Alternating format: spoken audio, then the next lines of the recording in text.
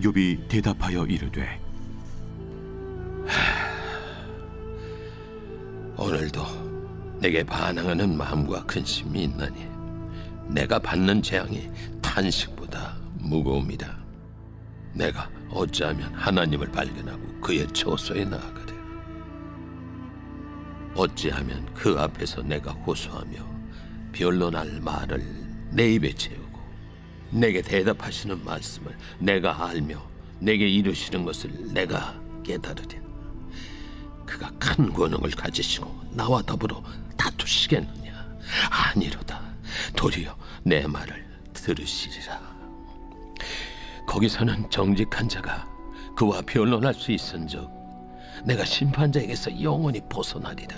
그런데 내가 앞으로 가도 그가 아니 계시고 뒤로 가도 보이지 아니하며 그가 왼쪽에서 일하시나 내가 만날 수 없고 그가 오른쪽으로 돌이키시나 배울 수 없구나. 그러나 내가 가는 길을 그가 아시나니 그가 나를 단련하신 후에는 내가 순금같이 되어 나오리라. 내 발이 그의 걸음을 바로 따랐으며 내가 그의 길을 지켜 치우치지 아니하였고 내가 그의 입술의 명령을 어기지 아니하고 청한 음식보다 그의 입의 말씀을 귀히 여겼도다. 그는 뜻이 일정하시니 누가 능히 돌이키랴. 그의 마음에 하고자 하시는 것이면 그것을 행하시나니 그런즉 내게 작정하신 것을 이루실 것이라. 이런 일이 그에게 많이 있느니라. 그러므로 내가 그 앞에서 떨며 지각을 얻어 그를 두려워하리라. 하나님이 나의 마음을 약하게 하시며 전능자가 나를 두렵게 하셨나니 이는 내가 두려워하는 것이 어둠 때문이나 흑암이 내 얼굴을 가렸기 때문이 아니로다. 네, 안녕하세요. 11월 13일 행복한 아침 묵상으로 인사드립니다. 17세기 일본에 기독교가 전파되었을 때 엄청난 박해가 있었습니다. 이를 배경으로 쓴 소설이 침묵이라는 소설인데요. 그 당시 일본 정부는 가톨릭 교회가 더 이상 전도하지 못하도록 엄청난 핍박과 박해를 했습니다. 이 박해로 인해서 예수회에 속한 선교사가 배교했다는 이야기가 전해졌을 때 다른 선교사들은 과연 이것이 사실인가를 살피면서 이 책이 시작되었습니다. 소설 속에서 배교한 선교사는 배교의 이유를 이렇게 설명했습니다. 일본 정부는 내가 전도한 농부들을 잡아다가 웅덩이를 파고 거꾸로 매달아 그들의 고통의 신임을 듣게 했다. 내가 예수님을 부인할 때까지 그렇게 했다.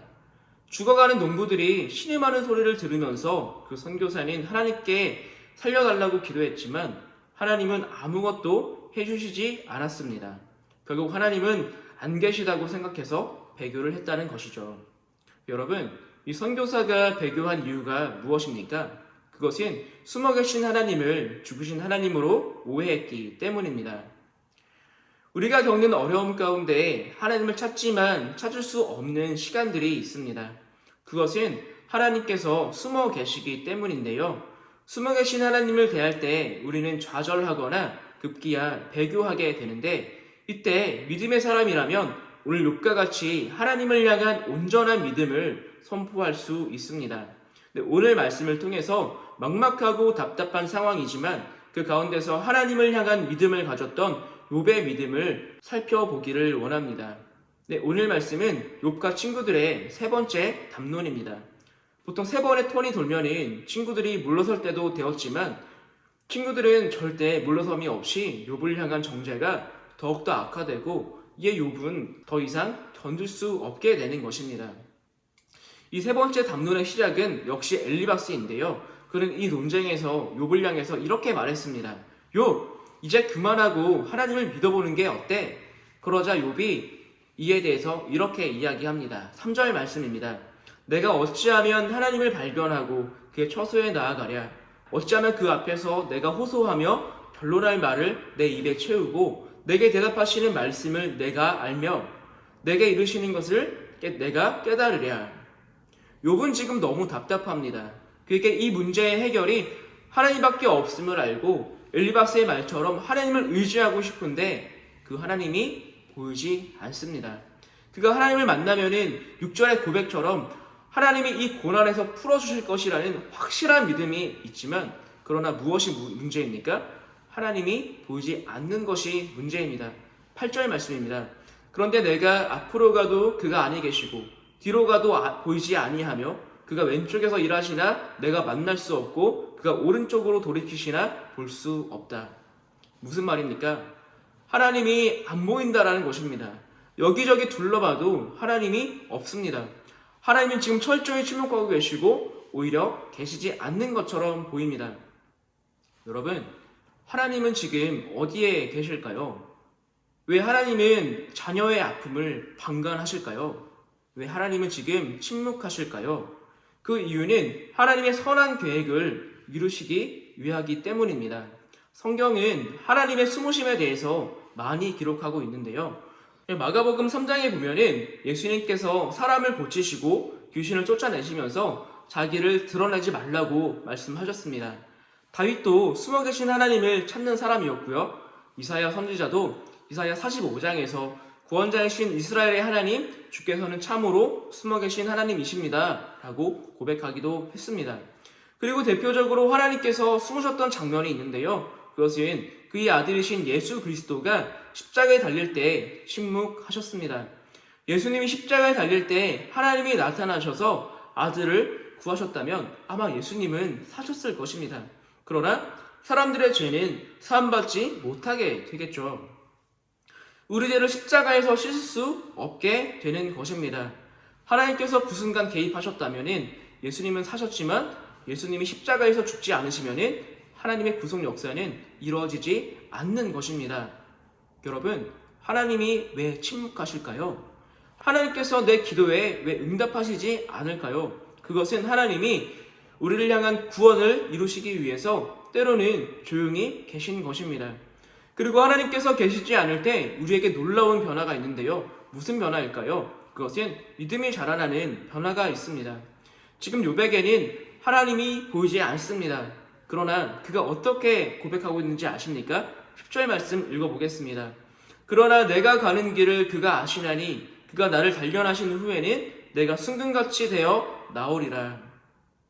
지금 하나님이 보이지 않지만, 아무리 찾아도 보이지 않지만 욥은 어떻게 고백하고 있습니까? 그러나 내가 가는 길을 그가 아신다라고 고백하고 있는 거예요. 나는 하나님을 볼 수 없지만 하나님은 어떤 분이세요? 나를 아시는 분이라고 말씀하는 것입니다. 그리고 하나님은 지금 나를 어떻게 하고 계십니까? 지금 나를 단련하고 계신 것입니다. 여러분, 금이 왜 금이 될까요? 처음에는 까만색 떡이지만 때릴수록 단련이 됩니다. 때릴수록 금빛깔이 나게 되어 있는 것입니다. 금빛깔이 나면은 그것이 금이지만 계속 단련합니다. 언제까지요? 그 금이 순금이 될 때까지 계속해서 치고 연단하고 때리는 것입니다. 여기서 단련하다의 원어를 보면은 시험한다는 의미를 가지고 있습니다. 그리고 시험하신다는 의미는 입증한다는 의미를 가지고 있어요. 그렇다면 이 단련은 무엇입니까? 시험하여 입증하는 것입니다. 그렇다면 지금 하나님은 누구에게 욥을 입증하고 계신 것일까요? 그것은 바로 세상이고 그리고 사탄입니다. 욥은 내가 잘해줘서 믿는 자가 아니라 있는 그대로 나를 믿는 자야. 이것을 입증하고 시험해서 보이시는 이가 바로 하나님이시라는 것입니다. 여러분, 하나님이 보이지 않으십니까? 하나님이 지금 계시지 않는 것 같습니까? 하나님은 우리를 숨죽여 지켜보고 계십니다. 자녀가 힘들 때 달려가서 붙잡아주는 마음도 부모의 마음이지만 그 아이가 스스로 털고 일어나면서 부모에게 잘 자라는 모습을 보여주는 것이 또 부모가 원하는 모습입니다. 우리의 문제 속에서 고군분투하는 이 모습을 하나님께서 지켜보시는데 이것에 대해서 부모가 후회할까요? 그렇지 않습니다. 오히려 기다려 주시는 것이죠.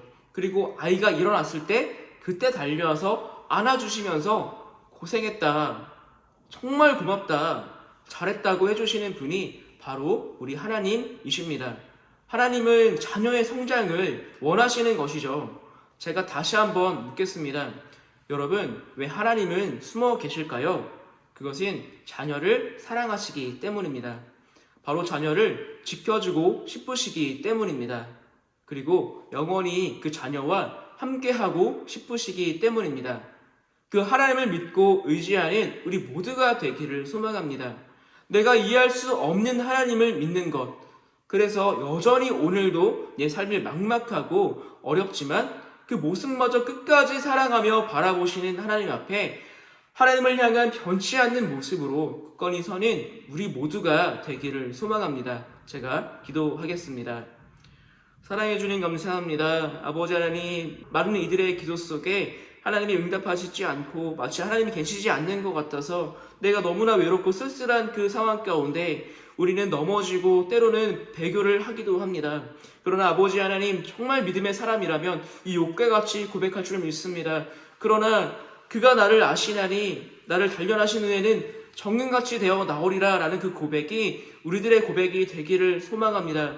그 누구보다 하나님은 나를 잘 아시고 하나님은 나를 연단하시고 나를 세상 가운데 사탄에게 증명하기를 원하시는 그 하나님 앞에 온전한 그 연단을 통과하여서 주님과 늘 통해가면서 주님과 더불어 승리하는 우리가 될 수 있도록 인도하여 주시옵소서. 감사드리며 예수님의 이름으로 기도합니다. 아멘.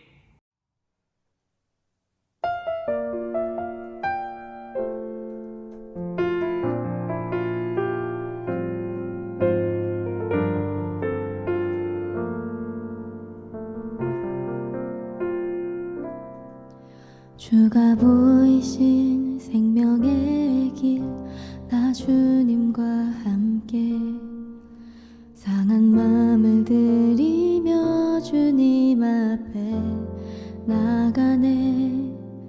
나의 의로움이 되신 주, 그 이름 예수, 나의 길이 되신 이름 예수.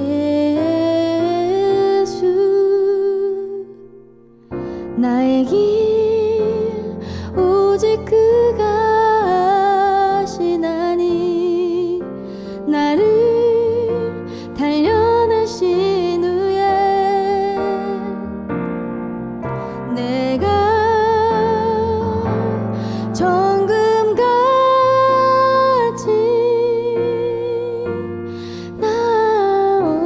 나오리라. 주가 보이신 생명의 길, 나 주님과 함께 상한 마음을 들이며 주님 앞에 나가네.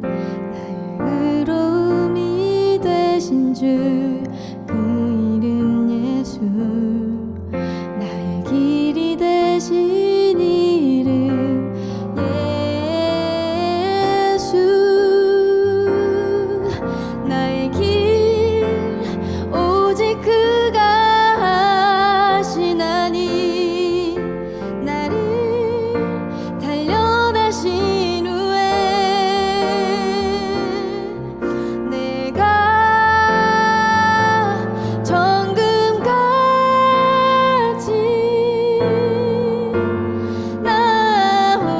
나오리라. 나의 길 오직 그가 아시나니, 나를 단련하신 후에 내가 정금같이 나오리라. 내가 정금